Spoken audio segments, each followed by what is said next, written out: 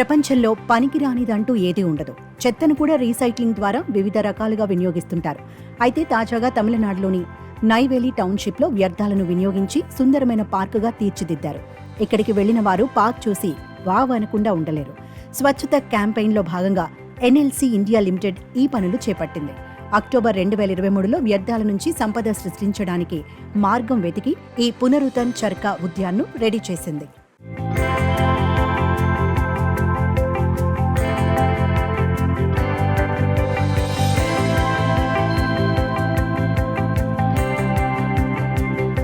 Mining thermal power plant నుంచి వచ్చిన వ్యర్థాలను పారేయకుండా ఈ పార్కులో అందమైన బొమ్మలుగా రూపొందించారు.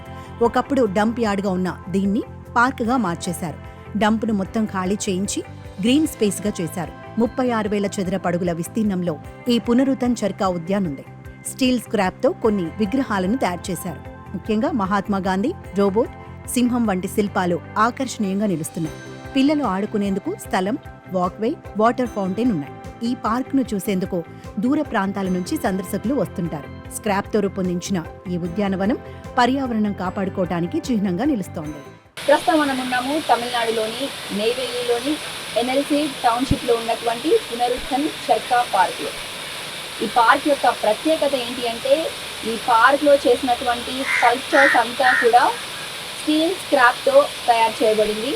మైనింగ్ నుండి, థర్మల్ పవర్ ప్లాంట్స్ నుంచి ఈ టౌన్షిప్లో కలెక్ట్ చేసినటువంటి స్క్రాప్ అంతా కూడా వేస్ట్గా డిస్పోజ్ చేయకుండా మినిస్ట్రీ ఇనిషియేటివ్స్లో భాగంగా మేక్ ఇన్ ఇండియా, అలాగే బ్యూటిఫికేషన్, స్పేస్ మేనేజ్మెంట్లో భాగంగా ఈ 36,000 స్క్వేర్ ఫీట్ ఏరియా ఉన్నటువంటి ఈ పార్క్ని ఇలా అందంగా తీర్చిదిద్దారు. ఒకప్పుడు డంప్ యార్డ్, గార్బేజ్ డంప్ యార్డ్గా ఉన్నటువంటి ఈ పార్క్ని ఇప్పుడు అందంగా పార్క్ లాగా తీర్చిదిద్దారు. మనము ఈ పార్క్ లోపల కనుక చూసినట్టయితే డీర్, ఆర్చరీ, రోబో, అలాగే బుల్ ఇవన్నీ మనకి కనిపిస్తాయి. హార్స్ కూడా కనిపిస్తాయి.